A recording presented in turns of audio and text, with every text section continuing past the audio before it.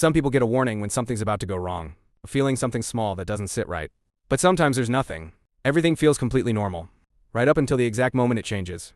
No build-up, no time to process it. Just one moment that hits, and suddenly nothing makes sense anymore. Story 1. The meeting. It happened during a regular team meeting at the end of the week.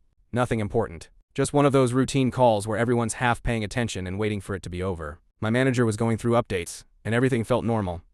Earlier that day, he'd told me I was doing well, and hinted that bigger opportunities might be coming. So I sat there relaxed, not worried about anything. Then he paused, looked down at his notes, and said my name. At first, I assumed it was something positive. Maybe he was about to mention a project I'd worked on. But instead, he said there had been a serious issue with a client project. That it had caused problems, and that I was responsible. I didn't react, because I hadn't worked on anything like that. So I just waited for him to correct himself. But he didn't. He repeated it more directly. Said I'd made a mistake, and that it had cost the company. And just like that, the whole meeting shifted. Everyone stopped and looked at me, trying to figure out what I'd done. I remember thinking this doesn't make sense, because I hadn't even been on that project. Before I could speak, he kept going, explaining it like it was obvious. I tried to respond, but he cut me off and said we'd discuss it later, then carried on like nothing had happened. The meeting ended a few minutes later. No one said anything, but you could feel it. The way people looked at me had already changed. As soon as it ended, I went back through everything. And it didn't take long to find it. The project he mentioned wasn't mine. It had been assigned to someone else from the start. Except for one thing. Right before the meeting, the ownership had been changed. My name had been added. That's when it clicked. This wasn't confusion. He'd set it up. But every change was tracked. Every edit had a timestamp, including who made it. So instead of confronting him, I sent the logs to HR. The next day, I was called into a meeting.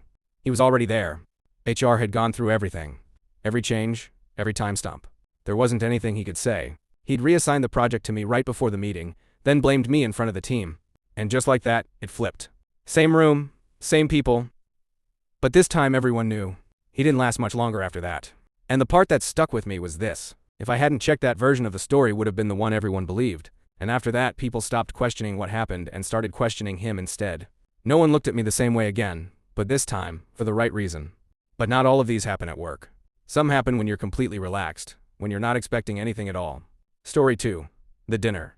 It happened during a dinner that wasn't supposed to be anything serious. Just a small get-together with a few friends. Everyone was relaxed, talking and laughing. The kind of night where nothing feels off. I was sitting across from my girlfriend, and she seemed completely normal. Laughing, joining conversations, acting how she always did. There was nothing that stood out. Nothing that made me question anything. At one point, someone suggested taking a group photo, so everyone leaned in to fit into the frame. It was quick, just a couple of pictures, and then everyone went straight back to talking. A few minutes later, one of the guys asked to see it. He said it looked blurry and wanted to check. So the phone got passed around the table, moving from one person to the next, while people joked about how they looked. No one was paying attention. It was just something to pass the time. When it got to me, I barely looked at it at first, and was about to hand it off. But then the screen moved. The guy next to me swiped without thinking, just scrolling like people do, and suddenly it wasn't the group photo anymore. It was a different picture, taken earlier. At first, I didn't react.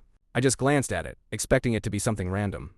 But then I actually looked, and that's when everything changed. Because the photo wasn't from the dinner. It was from earlier that day, and she was in it. Not alone either. Standing close to someone I didn't recognize, close enough that it didn't need explaining. For a second, I didn't say anything because I was trying to make sense of it. But it didn't make sense. Earlier that day, she told me she'd been at home and hadn't gone out. That photo said something completely different. The worst part was, she didn't even realize what was on the screen. She was still talking, still laughing like nothing had happened. That's when I looked around the table, because I knew I wasn't the only one who saw it. The conversation hadn't stopped, but it had changed. People were quieter, glancing over, then looking away. So I just asked her, "Who's that?" She froze for a second, just long enough to notice what I was holding. She didn't answer straight away. Just looked at the phone, then back at me, trying to work out how much I'd seen. But it was already too late, because it wasn't just me anymore. The phone was still in my hand, and everyone at the table knew what I was looking at. She tried to laugh it off, said it was nothing, but it didn't land. Because you don't react like that if it's nothing, and everyone could see it. And in that moment, everything shifted. Not slowly or over time, just instantly, like something had been exposed that wasn't meant to be seen. All it took was one swipe. And everything she said earlier that day stopped making sense. But not all of these happen in front of you. Some happen quietly, right next to you, while you still think everything is normal. Story 3. The call. It happened a few days after my grandfather died and everything was being settled. I was at the house with family, nothing serious. Just people talking and trying to get back to normal. At first, everything felt fine. Conversations, small talk, nothing that stood out or felt off. Then my dad stepped outside to take a call. That wasn't unusual, but the way he left was. He didn't say anything, just walked out mid-conversation, like he didn't want anyone hearing it. I didn't think much of it at first.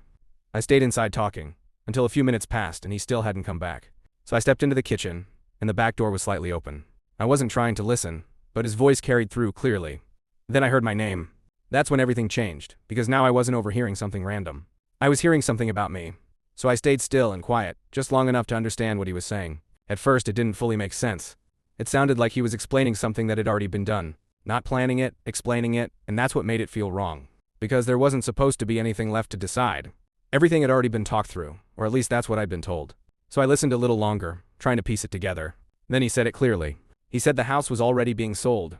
That's when everything clicked, because just days before, I'd been told nothing was happening yet, and we'd decide together. But that wasn't true. The decision had already been made. I stepped back before he came inside and went back to the room like nothing had happened. That was the hardest part, acting normal when I already knew the truth. Because now I wasn't guessing anymore, and watching everyone act the same made it worse. Nothing had changed for them, but everything had changed for me. So I didn't say anything then. I just waited to see how they were going to tell me. And it didn't take long. A couple of days later, they sat me down and started explaining it slowly, like it was a new conversation. They said they were thinking about selling, that it might be the best option, and that they wanted me involved. That's when I stopped them, because I'd already heard this part, just not from them. So I asked when they were going to tell me it had already been started. That's when everything shifted, because now they knew I wasn't hearing it for the first time. I told them they couldn't sell it without me, because my name was still on it, and nothing could move without my consent. The room went quiet after that, not because of what I said, but because they realized the plan they'd already started wasn't going to work. For the first time, they weren't in control of how it played out. But not all of these happen quietly. Some happen in front of everyone, where there's no way to ignore it. Story 4. The speech. It happened at a birthday dinner. Nothing big, just a group of friends, drinks on the table, everyone relaxed. The kind of night where nothing feels serious, and no one expects anything to go wrong. I'd known him for years, close enough that people assumed we trusted each other without question. So when he stood up to say a few words, no one thought anything of it. At first, it was normal. Jokes, stories, the kind of speech people always give. Everyone was laughing, including me. Then he paused. It wasn't long, but it shifted the room slightly. When he started again, the tone was different, still smiling but sharper. That's when everything changed. Instead of another story, he brought up something specific about me.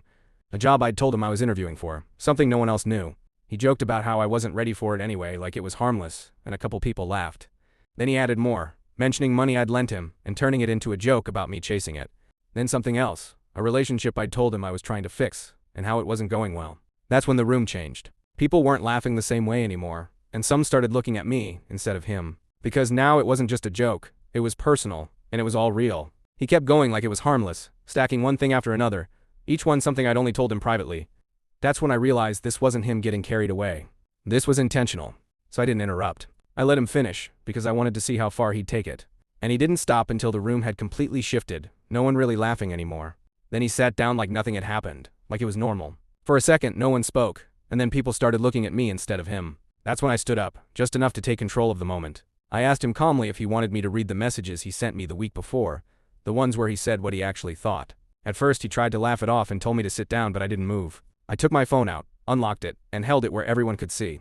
Then I read one message, just one, where he talked about people at that table without holding anything back. That was enough for it to land, because people recognized themselves without needing more. The room shifted immediately, not slowly, as attention moved away from me and straight back to him. He tried to explain it, said it was taken out of context, but no one reacted the same way anymore. By the time I stopped, I didn't need to say anything else, because the damage had already been done. And for the first time that night, he wasn't in control of the room anymore. But sometimes the worst ones don't happen in public. They happen when you think you're helping someone, right up until you realize what they've been doing the whole time. Story 5. The backup. It started a few weeks earlier. He said he was behind on a project and needed help finishing it.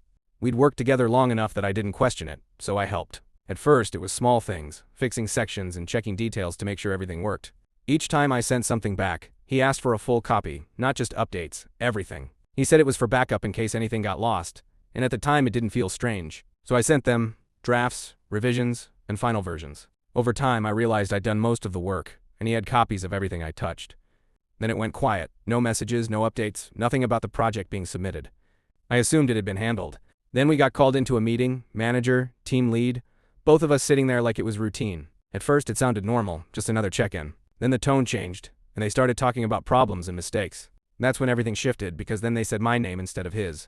They said the version submitted had caused issues, and that I'd signed off on it. I didn't react straight away, because it didn't make sense. So I asked them to show me the file. And when they did, that's when it clicked. Because it wasn't the final version I'd completed. It was an earlier draft, incomplete, one I'd sent him before everything was finished. That's when I looked at him, expecting him to correct it, but he didn't say anything. He just sat there, quiet, like it had nothing to do with him. That's when I understood what he'd been doing. He hadn't been backing things up. He'd been collecting versions he could use if something went wrong. So when it did, he already had something ready to point at, and it had my name on it. That's when I stopped explaining, and opened my laptop to show them the final version. The real one, with every change tracked and the full timeline clear. Then I showed the messages, every time he asked for a file and every version he requested. That's when the room changed. Because now it wasn't a mistake, it was deliberate. They looked at both versions side by side, the one he submitted and the one I actually finished. Same project, completely different outcomes. One incomplete and one correct. That's when they asked him why he submitted the earlier version. He tried to explain it, said it was confusion, and that he thought it was the latest. But it didn't hold up, because the timeline showed everything clearly, and for the first time he didn't have anything left to say. The meeting ended quickly after that, and he didn't stay much longer. Because in the end, it wasn't about the mistake. It was about who planned for it. Which story hit the hardest for you? Follow for more like this.